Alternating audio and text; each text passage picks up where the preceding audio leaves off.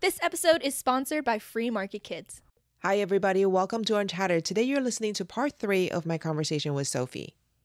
Yeah, I think eventually it's just going to become commonplace to use lightning and for us to just completely get off the base layer so that lightning can use the base layer. Yeah, that is so true. Okay, I want to go back to the skits because they're super fun. And I want to kind of pick your brain a little bit about how you come up, like what the creative process is like for you to come up with these topics and skits and ideas that you're rolling out. So one of the first skits that I came up with was called Bitcoiners Anonymous. And I just borrowed from like what Alcoholics Anonymous is and like, all of these like help groups essentially. And I was like, let's make fun of Bitcoiners a little bit. Like let's poke a little fun. What are some horror stories that we have all gone through and let's just tell them here, like let's make it, and then let's make them extremely hyperbolic. Like, I had one of the guys lose all of his Bitcoin because he went partying and, crashed his Lambo because he was, doing drugs and, with a stripper or whatever. But yeah, he like I tried to just like make it as hyperbolic and funny as possible. I get a lot of my inspiration from SNL and just like YouTube skits. Like, I mean, everything under the sun has been done in YouTube, so I try to get a lot of inspiration from skits that have already been done and then see how I can apply that skit or that scenario to Bitcoin. And then recently, I also did one. There was a song that went viral on TikTok, and it's called Haters Anthem by Infinity Song. They're this sibling soft rock group who are incredible, and they wrote this song called Haters Anthem. And when I listened to it, I was like, first of all, this is like such a great song. It sounds like a 90s sitcom theme song. And I started thinking of like, how would I make my sitcom with Bitcoin haters? Like, who are the biggest haters of Bitcoin? And I started thinking of Warren Buffett and Peter Schiff and Elizabeth Warren and Janet Yellen. And I was like, I'm just gonna dress up like all of these old people and sing this song and just pull up all of the hater things that they've said. So that's kind of how I think about them. I think about them based on trending things, on how things are trending, and also on past, things that have worked. Like if a skit has worked on YouTube, I try to like just like borrow a little bit of that inspiration and apply it to Bitcoin, and people resonate with it because they get all of the jokes and, they're part of the community. Have you had any success stories that people have shared with you in using your material to orange pill somebody? I haven't yet, to be honest. Not that I know of, but I have had a lot of success out on the street. So, one of the other things that I do every week is street interviews. I will literally go out in Miami with my videographer, Mars. Shout out Mars, he's awesome. And we will ask people like, hey, can I ask you something about Bitcoin? Can I ask you something, whatever? And this last week, these videos I haven't put up yet, but this last week we were talking about the dip. We're like, hey, Bitcoin went down to 26,000 and it's expected to hit between 100 and 150,000 in 2025. Would you buy, considering that it's at a huge discount? They're like, no, I buy stocks, I buy bonds, I buy whatever. And I'm like, well, did you know that you could anywhere in the world with 12 words in your mind and like your money will just like be with you at all times? They're like, what? I'm like, yeah, and the government can't take it away from you. And they're like, wait, tell me a little bit more. I'm like, yeah, those stocks that you have, those bonds, all that garbage that you're investing in, it doesn't beat Bitcoin. Bitcoin is the best performing asset in the last 10 years. And this year to date, it's up 83%. So why wouldn't you buy Bitcoin? And they're like, and that just stops them in their tracks, especially when I do say that Bitcoin is up 83% year to date, which is a fact. They are shocked and they can't believe it. And they're like, wow, like I actually might go buy some today. And they're like, and a lot of the people, even the people who say, oh, I used to have some, but I sold it. That stuff is garbage. It's been down for years. And it's like, yeah, but have you heard of the halving? The halving is happening in 2024. And they're like, what's the halving? And then I explain the halving and I tell them how, a year roughly after the halving, it starts to skyrocket and go parabolic. And that's when everybody starts buying Lambos and buying all of these, altcoins and whatever. And they're like, oh, yeah, I remember that was around when I started buying Bitcoin, like around 2021. I'm like, yeah, 2021. Remember that? Okay, the same thing's going to happen in 2025. So just buy some Bitcoin and people remember. And I think that I've had some success in orange pilling people that way. Did you ever get any haters? Like, did you ever interview someone who was just like very, very rude and completely unreasonable and doesn't want to look at anything your way at all? Yeah, well, there were there were these the people are never rude, thankfully. Like, I mean, the most rude they get is when they don't want to talk to me, period, and then they just walk away. Believe it or not, people are more rude in the comments than they are in real life, which is not shocking.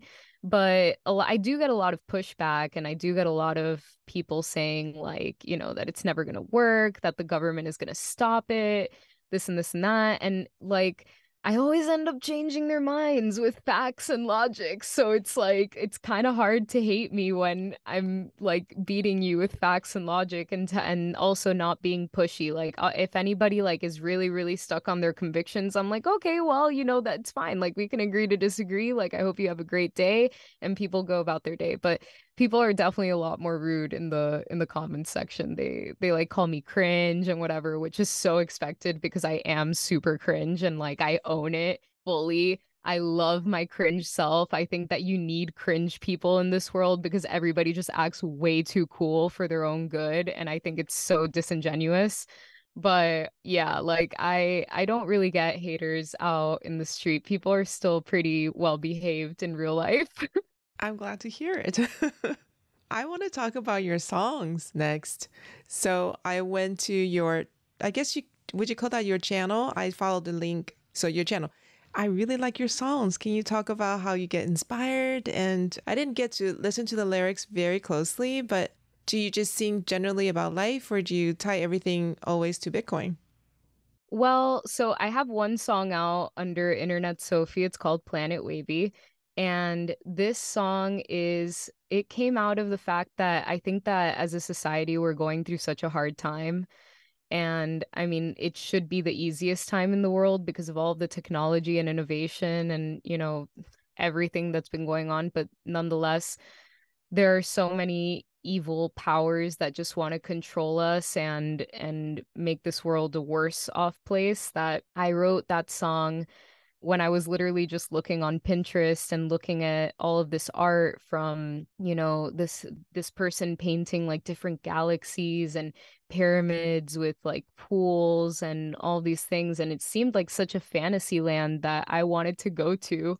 And I was like, I want to be on that planet. Like, how do we get on that planet? What would that planet look like? And so I started writing about a fantasy island basically called Planet Wavy. And at the end of the song in the bridge, I do mention BTC, and it's kind of like the bridge is kind of like a list of all these, like it's a wish list essentially. Like, I want BTC to hit 1 million. I want no drama. I want people to just like love each other and be in peace and let live and let live. And so yeah, that's kind of what inspired me for that song. And that's tended to be a theme for a lot of the songs that I've written. I wrote another song under another artist name, and it's kind of the same idea. You're escaping to another dimension to get away from all of these problems because man, like life's hard and it has not been easy since I want to say like since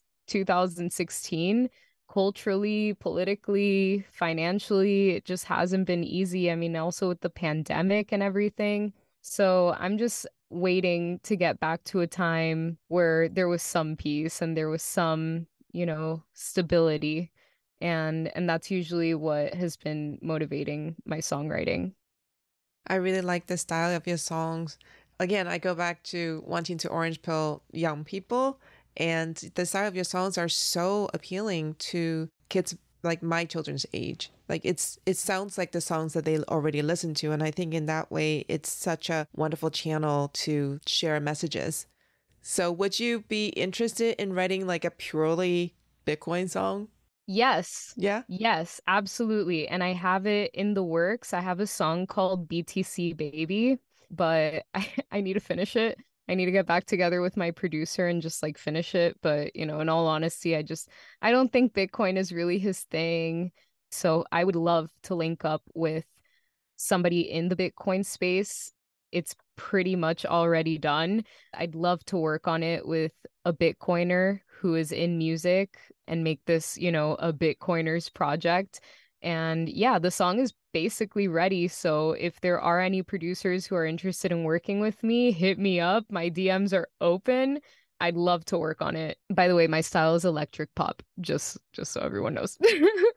Yeah, I didn't even know how to describe it. I just knew that it was music that my kids will listen to. So, Yeah, yeah. No, whenever I try to look for producers, I mean, there's so many out there that I get a whole bunch of different things. I'll get a lot of hip hop, I'll get a lot of reggaeton, I'll get a lot of a wide variety of things.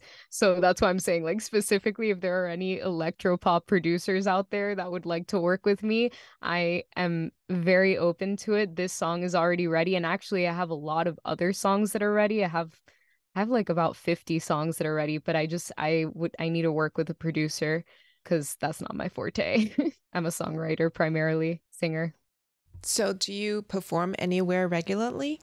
I don't right now because I'm busy making the content and doing the street interviews and just kind of getting my home life situated. Like Nico and I are still trying to figure out where we want to live and all of that. So we're kind of getting our bearings together.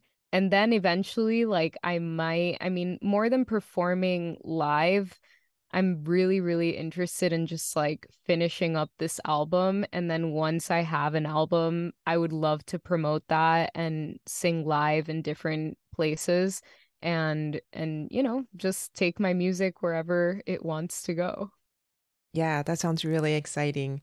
Do you have any last suggestions, recommendations for women who are still sitting on the fence about Bitcoin? Listen to your husbands. They're crazy and they're annoying, but they're right.